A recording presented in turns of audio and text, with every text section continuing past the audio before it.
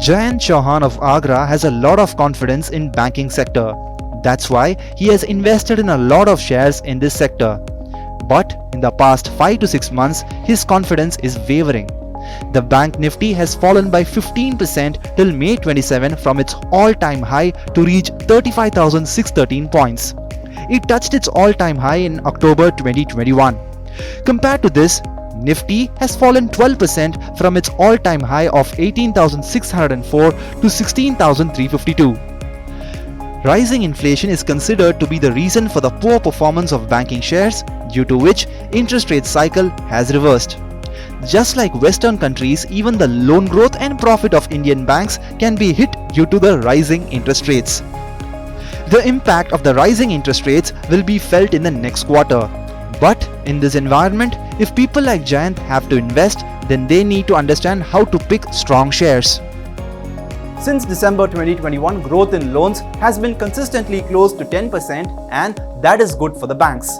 In FY22, top private banks had annual loan growth of 17%, while for public sector banks, it was just 9%. To a large extent, growth in the loan has been due to an emergency credit line guarantee scheme, which is ECLGS.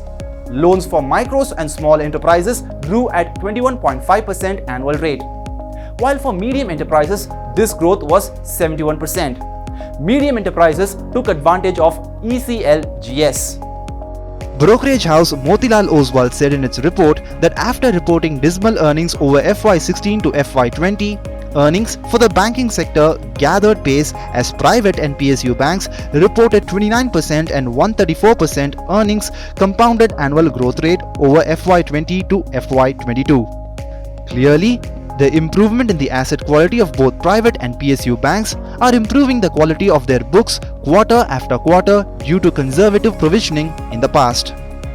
After FY18, gross non-performing assets or GNPA of banks improved gradually.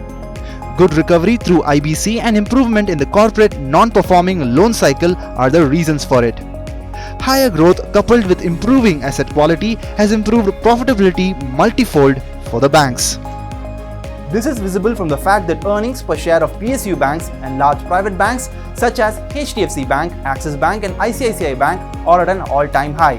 While all seems rosy for the banking sector, one needs to understand that credit growth can decelerate due to faster than anticipated interest rate hikes by the RBI.